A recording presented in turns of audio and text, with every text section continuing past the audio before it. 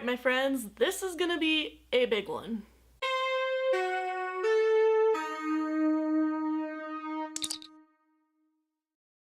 Hi everyone, and welcome back to another episode of Definitely Defiant.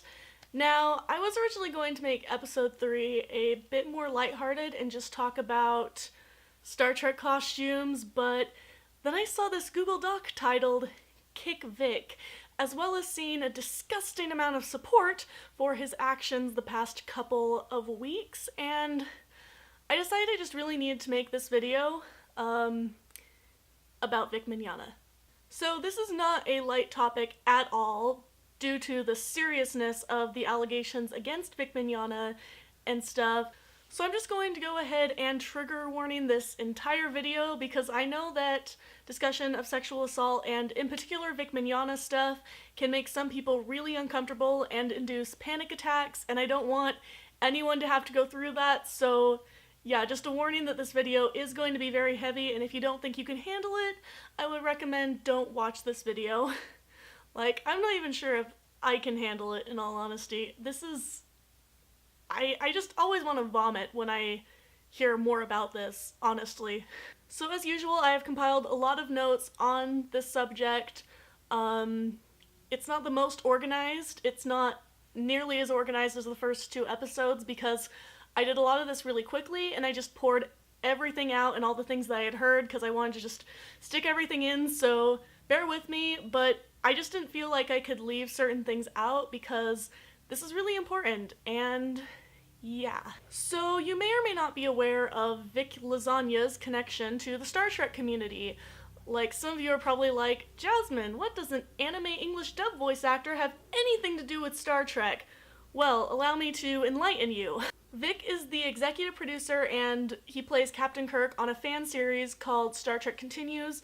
Personally, I followed it since like episode 2 or so, and I personally have attended a lot of Vic Mignogna's panels because he's come to Utah a lot in the past several years, and so I've been to a lot of his panels and a lot of his Star Trek stuff, and really I most associate him with Star Trek Continues because I'm not like is into anime anymore, and while I do think that Full Metal Alchemist Brotherhood is one of the best anime ever,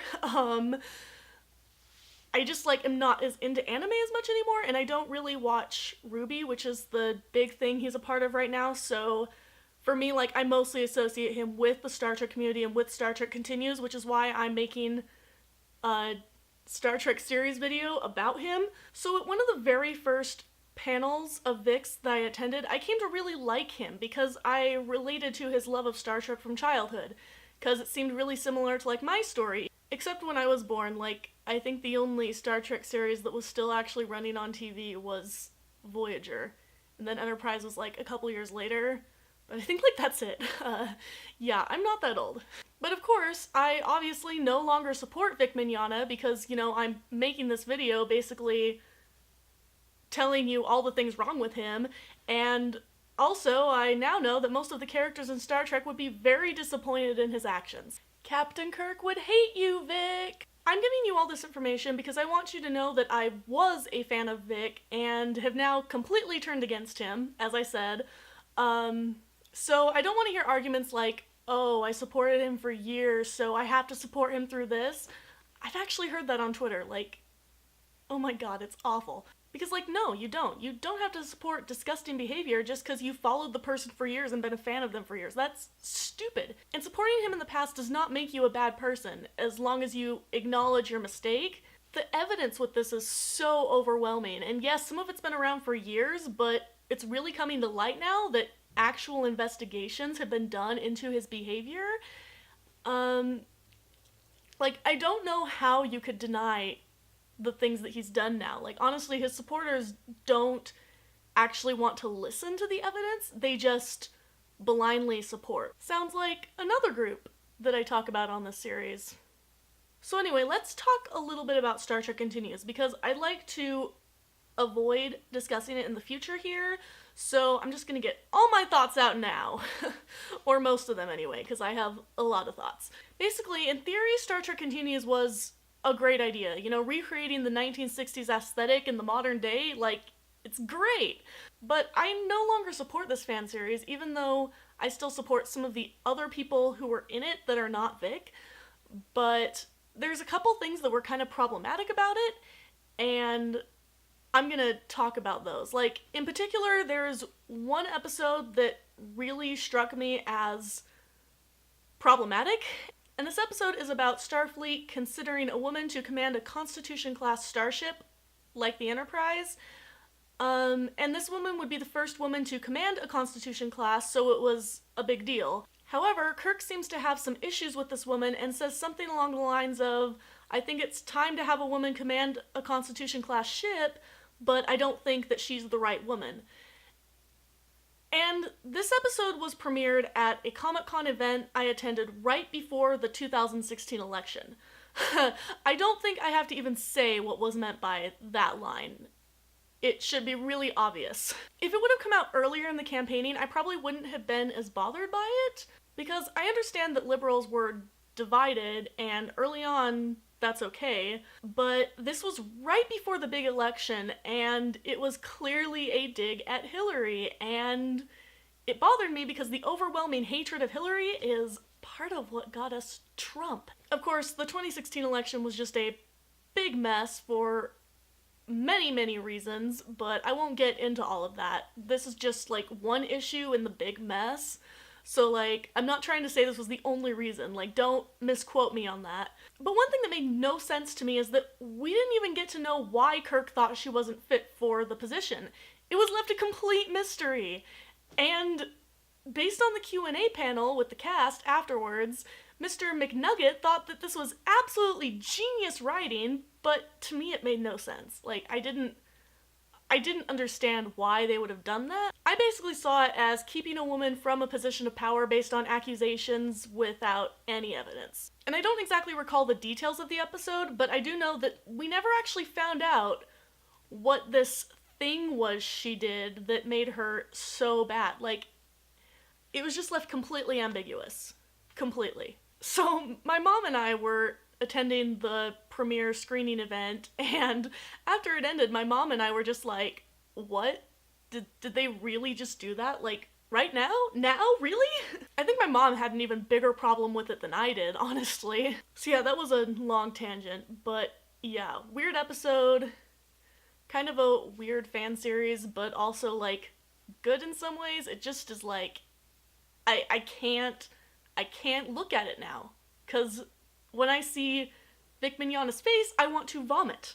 So now let's talk about some of the actual accusations. For this, I'm going to be referencing the Google Doc that I have linked in the description if you would like to view it for yourself. It's a very good collection of pretty much all of the accusations and, like, actual personal testimonies. A lot of them are from Twitter, and there's articles and everything, and yeah, it's just a good, big database, sort of, for all of his misconduct. I will link it in the description if you would like to view it for yourself. I highly recommend taking a look at it. So the general overall accusations include sexual harassment, sexual assault, some of those involving minors, casual use of the word Holocaust to make a joke, and then defending it to this day, and also just generally being an asshole to comm staff and such. Let me move this closer to me so I can really take a look at stuff here. So some key points from the testimonies and articles linked here is that there are numerous accusations from his co-workers, such as Monica Ryle, who said on Twitter that he's a sick man and he needs help, but it seems that instead of getting help, Vic plans to take legal action to restore his reputation. This was posted on his own Twitter, where he has basically, like, defended himself and tried to apologize, but his apologies just seemed, like, really insincere to me. Like, in one of them, he actually defended himself in the apology, and that was just not okay with me, and not okay with a lot of other people.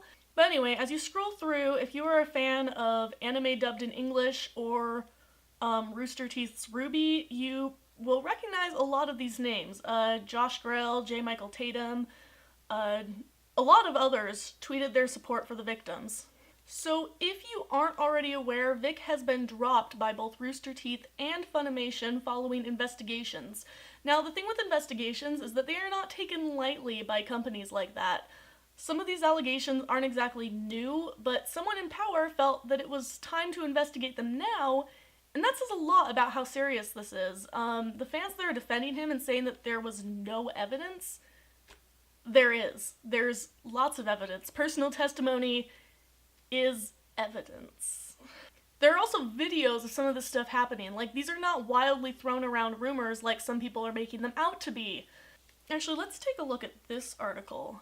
I only skimmed through this doc a bit. I didn't dive too deep because it actually kind of distresses me to read a lot about this because, like, I've met him in person and had so many misconceptions about him for so long. Like, it just... ugh. So I will link this article as well. It's by IO9 and it basically lays out some really serious stuff. It talks about a voice actor who made a statement in Funimation's investigation, but her name has been, like, redacted? Is that the right word? There's, like, a fake name in here to protect her identity. And there's also a statement from Michelle Specht, who is his ex-fiancée. I really loved her in Star Trek Continues. She played an original character on that series, Dr. McKenna, I believe. But yeah, I really liked her. She was really pretty and fun. But apparently Vic was actively pursuing other women during their relationship without her knowledge. And she was not happy about finding that out, of course, because she believed that she was in a loving monogamous relationship, and she said that it never existed in reality. And she also says at the very end of her statement, "I also extend whatever remains of my broken heart to every one of them." Oh my god, that's really sad. Sorry, I went way off my notes. Like, where was I? There's so much. So I've talked a little bit about my experiences in panels and just in general, like, my previous held opinions of Vic and stuff, but I figure I should also share my personal experience with meeting him, and why it really disturbs me now. So my sister and I got a photo op with him at Salt Lake Comic Con's event, which Salt Lake Comic Con has now been rebranded to FanX. That was in 2014. I was about 15, I think, and my sister was like 11 or 12. We waited in line a long time and we were really excited for it. We're both kind of shy by nature, especially back then. Like, we're both a lot more outgoing now, but back then we were super, super shy. Like, we didn't have a lot of convention experience. So when we actually did the photo op, we didn't really say much to him. Also, the company that runs the photo ops at that con really rushes people through so they can, like, get that celebrity out of the photo booth as quickly as possible and then bring the next one in so all these other people can go through. Yeah. So there was that too, like, why we didn't really have much of a conversation. But, like, when we went to the photo booth, he was, like, really excited to see my sister cosplaying as Honey from Ouran High School Host Club, if you are not familiar with anime. And then he grabbed us both, like, really tightly for the photo. Like, I wonder if I could, like, dig the photo up. I'm not gonna do that for this video. That's too much work. But you can see, like, he's grabbing us, like, really tight. I'm, like, taller than him, so, like, he's, like, around me, like, really tightly. And at the time, I was like, oh yeah, he's, like, so enthusiastic to meet his fans. But, you know, looking back at it, and after seeing videos of him kissing minors, I'm actually really disturbed and really uncomfortable with that. Like, I wouldn't say it was a bad experience at all, but it's just, like, I just think of what might have happened. Like, if we would have, like, gushed a little bit more or something, like, maybe he would have, like, tried something. Because I've noticed in a lot of cases where he's done inappropriate things, it's because he's taking advantage of fangirls, usually underage fangirls, like, gushing over him. But a man in his 50s should know that sometimes teenagers don't always think about their actions and not invite and encourage the flirting, which is exactly what he does. So, like, it's entirely on him. It's not on these girls, because A 50-year-old man should know better than to encourage flirting from girls who are 13, 14 years old. That's disgusting. God, I am so, like, angry about this whole situation and the fact that people are defending him. Like, I always get heated when I hear about, like, somebody who's done a lot of things, who's in a position of power, but this one in particular is really, like, hitting close to home for me, so I'm just pissed about everything that's happening. He's trying to pursue legal action against his victims, like, Basically, if you are a fan of Star Trek, or a fan of anime, or a fan of anything Vic has been a part of, please stand with the victims. And especially today, when women are still not being believed when they accuse men of sexual harassment or assault, like, this is so important that we support these victims and really make sure that we don't just let this go. As a community of nerds, I guess. As I said before, I will link the resources I mentioned in this video in the description. If you are interested in any additional resources that I have found, I'd be happy to share them. If you are interested in looking further into his misconduct or anything, feel free to just leave a comment or contact me on Twitter at Jasmine KJ. That's Kaye, like my middle name. Honestly, this video was kind of really hard for me to make. I got kind of really upset talking about this stuff and really kind of angry because that's my reaction to things like this, and just need to calm down for a minute. But thank you for joining me in this cringe fest, and I'll see you on the next episode of Definitely Defiant.